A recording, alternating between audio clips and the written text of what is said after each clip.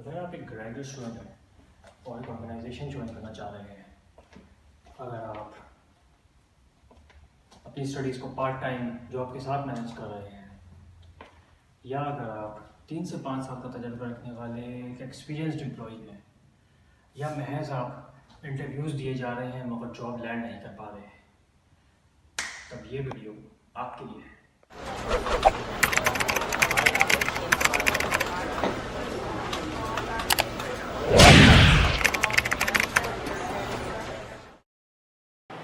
सुबह बखैर नाज़रीन और सामीन। आप में से कितने लोग अपनी टीम्स को लेके एक प्रोजेक्ट को लीड कर रहे हैं?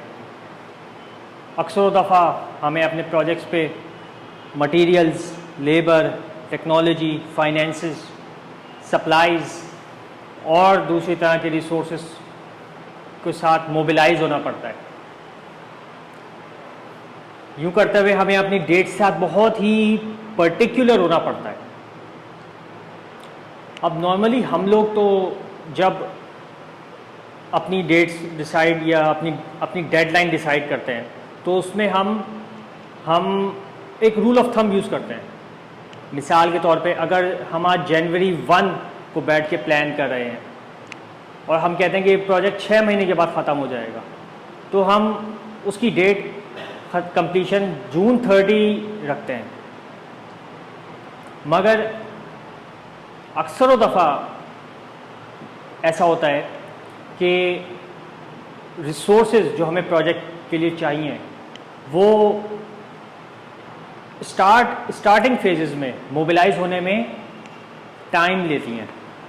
तो अगर आप, और यूँ होता है कि 2 दिन, 3 दिन, 4 दिन जो एक डेट डिसाइड किया उसके बाद आके वो काम शुरू करती हैं। तो आज की वीडियो में how to set dates for projects in advance, हम ज़रा से बेनिफिट्स देखेंगे एक नए फॉर्मूले के, कि अगर वो फॉर्मूला यूज़ करें और हम इफ़ेक्टिवली अपना प्रोजेक्ट प्लान करें और सिर्फ अपनी डेट्स को अगर ख्याल से रखें तो हमें कितना बेनिफिट हो सकता है। Number 1, staying true to your word.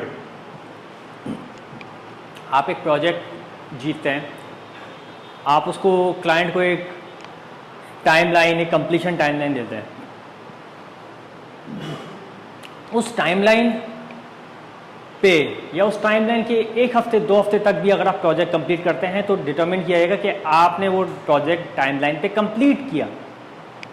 और इस तरह आप आपने जो कमिट किया उस पे आप पूरे उतरे। You are staying true to your word. तो ये हो गया बेसिकली कि आप अपनी बात पूरी कर रहे हैं। Number 2, effectiveness of planning. इसमें ये भी फ़ायदा होता है कि आप जो प्लान कर रहे हैं वो आपकी प्लानिंग ऐसी है कि वो वाकई में इतनी मौसर है कि वो उसमें आपने दूसरे कि अगर आप एक स्टार्ट और एक एंड डेट पे अपना प्रोजेक्ट स्टार्ट और कंप्लीट करते हैं तो बताता है आपकी प्लानिंग बहुत इफेक्टिव है। ये एक इशारा है कि आपकी प्लानिंग बाकियों के बरक्स बहुत अच्छी है, जो लोग 1 महीना 2 महीना अपनी डेडलाइन से डिले कर जाते हैं और उनको ऑब्जर्व नहीं करते। ये एक रिस्पेक्ट होने की भी निशानी है। Number 3, fruition of projects on agreed date. आपके प्रोजेक्ट्स जो आप डेट डिसाइड करते हैं उन डेट्स पे या उनके 1 हफ्ते बाद या उनके 2 हफ्ते बाद भी अगर कंप्लीट होते हैं तो वो आपके लिए बहुत बड़ा प्लस पॉइंट है।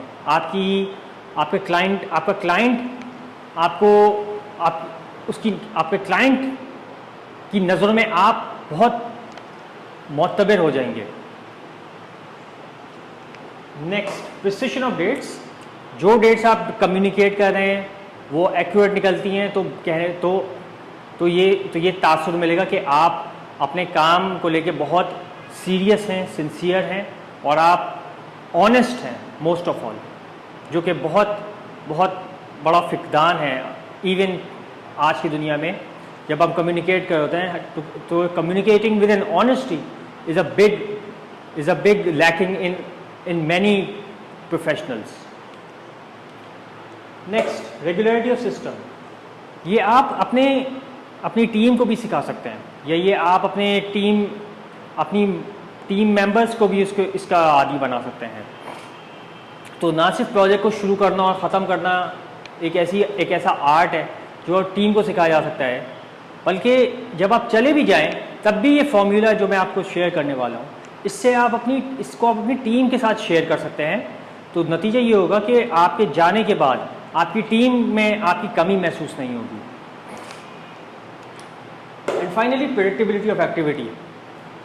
आपका प्रोजेक्ट अगर 6 महीने के ऊपर कंप्लीट होने को है, 3 महीने हो चुके हैं, आपने अभी तक प्रोजेक्ट को साइट विजिट नहीं किया, मगर आप उसकी सिर्फ अगर प्रोजेक्ट कॉस्ट या उसकी डिटेल्स, प्रोजेक्ट डिटेल्स ही अगर आप मंगवा लें अब तक की, तो आपको उससे इस पे अंदाज़ा हो सकता है कि आप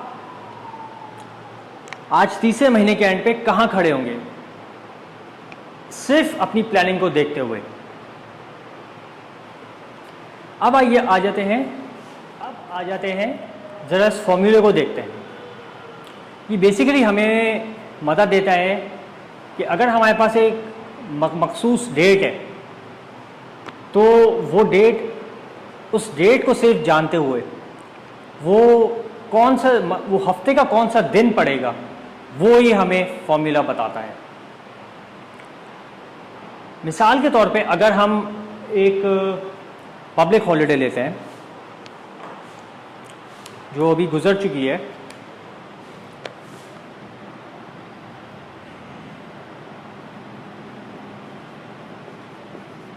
December 25, 2022। अभी हम उस पे आते हैं। पहले इस डेट पे हम सेट कर लेते हैं अपना the year code. Year code किस तरह डिटरमिन होता है? ईयर कोड बेसिकली आपका 2022 में आखिरी 2 डिजिट आप उठा लेते हैं।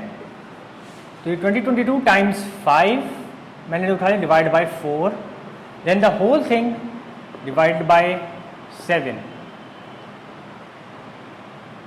which is equal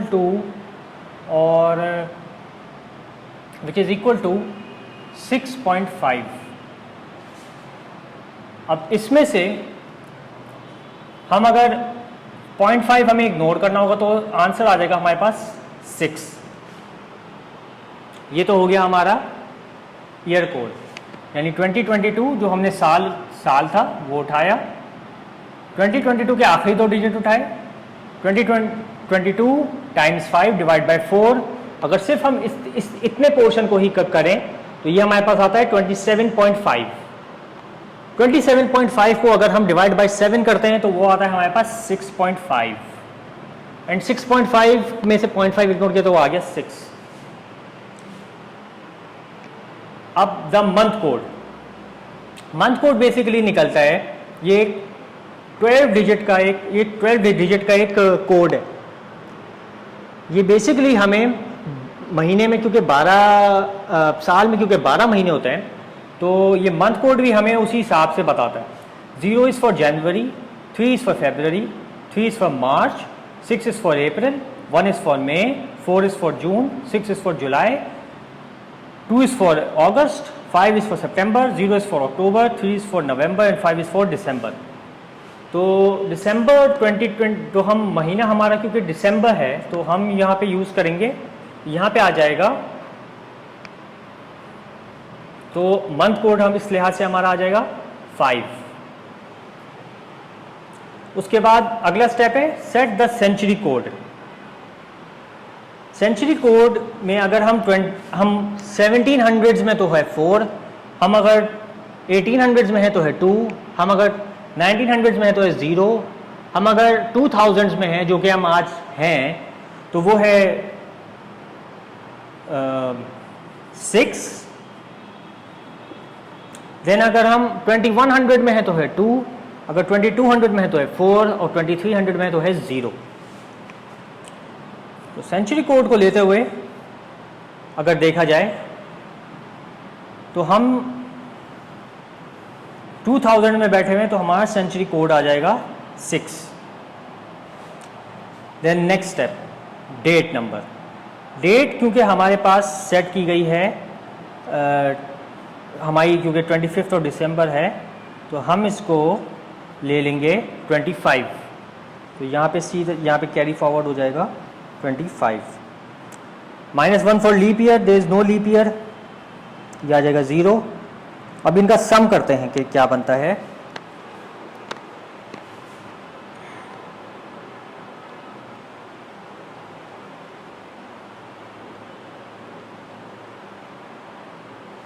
द सम, इन सब का सम आया 42। अब 42 जब हमारा सम आया है टोटल, तो 42 डिवाइड बाय 7 इज 0।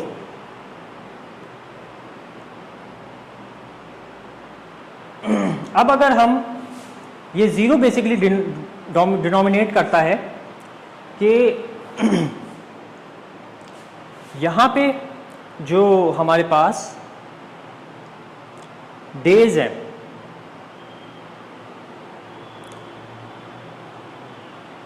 उनमें संडे से स्टार्ट लेंगे हम। Sunday, Monday, Tuesday, Wednesday, Thursday, Friday, Saturday, ये हमारे इंडिकेटर्स हैं। ये ये हमारे इन कहने डेज हैं।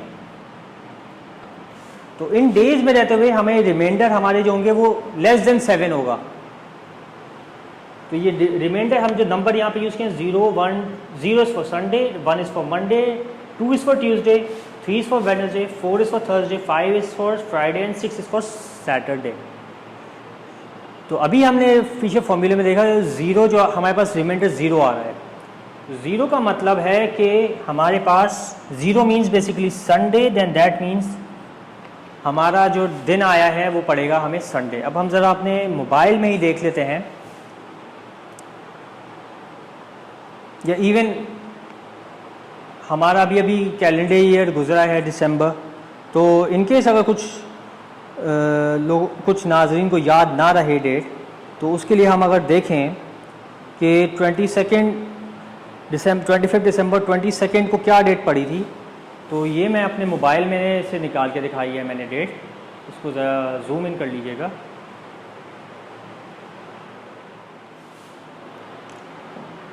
ठीक है जनाब। अब हम एक और डेट लेते हैं।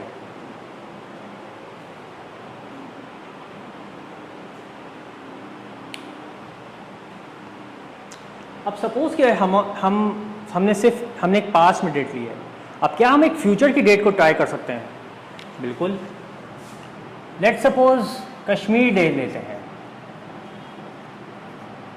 5 फरवरी को पड़ता है। तो अगर हम आने वाले साल का लें तो वो है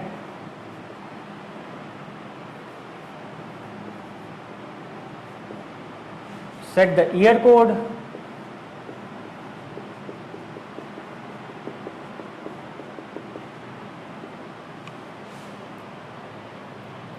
remainder is 2. 30 divided by 7, the remainder comes to 7 4s are 28, 30 minus 28 is 2. Next, set the month code.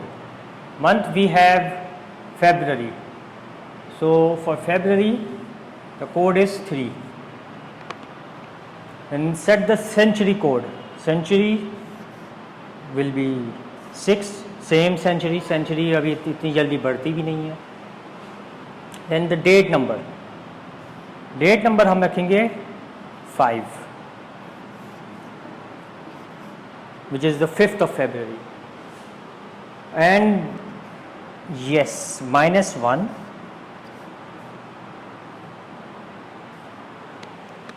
तो 2 + 3 is 5, 5 + 6 is 11, 11 + 5 is 16, 16 minus 1 is 15। 15 हमारा सम आया इस फॉर्मूले के मुताबिक।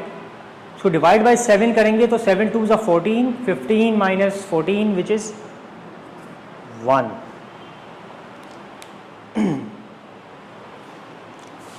अब आइए ज़रा देखते हैं 1 कौन से डे पे पड़ रहा है। 1 is basically Monday,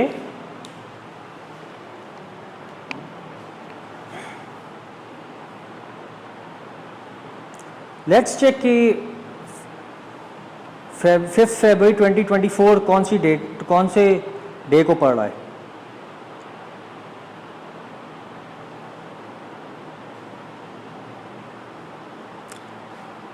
तो ये आपको जूम करना पड़ेगा, मेरे पास मोबाइल से इसको मैं हाईलाइट नहीं कर पा रहा हूँ विद रेड। अगर आप नोट करें तो फरवरी 5 इसमें पड़ रहा है on a Monday.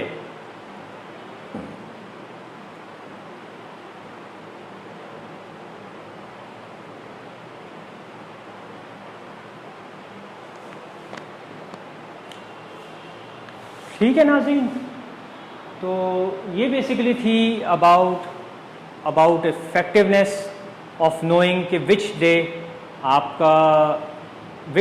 A certain public holiday could occur, क्योंकि पब्लिक हॉलीडे के अक्सर दफ़ा काम में हिंड्रेंस पैदा करती है।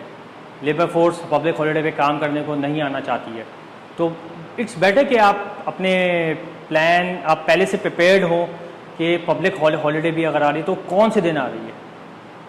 और ये बेसिकली एक्सरसाइज सारी की सारी मैं बाय हैंड करने का को मैं प्रेफर करता हूँ।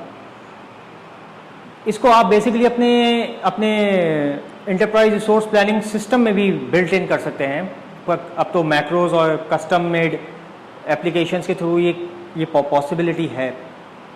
मगर मैं चाहूँगा कि आप इसको बाय हैंड प्रिपेयर करें, ताकि ये होता ये है कि आसानी रहती है डेट याद करने में। हम लोग जो चीज़ अपने हाथ से करते हैं वो हमारी कीनेस्थेटिक मेमोरी में याद रहती है। मैंने थोड़े दिन पहले अपनी एक वर्कशॉप अपनी एक वीडियो में भी जिक्र किया था कि हमारी 3 तरह की मेमोरीज होती हैं, विजुअल, ऑडिटरी और कीनेस्थेटिक, यानी कि जो कुछ हम करते हैं वो करने के बाद लर्न करना। तो यही था हमारी आज की वीडियो का मैसेज। आप इस फॉर्मूले के इसकी मैं एक लिंक यहाँ शेयर कर रहा हूँ, आप ये लिंक पे ज़रूर जाइए और इस फॉर्मूले को अगर एक्सप्लोर करना चाहें तो आप कर सकते हैं। और इसके साथ साथ ही यही हमारी वीडियो का आज का मैसेज था। दुआओं में याद रखिए, अपना बहुत बहुत ख्याल रखिए।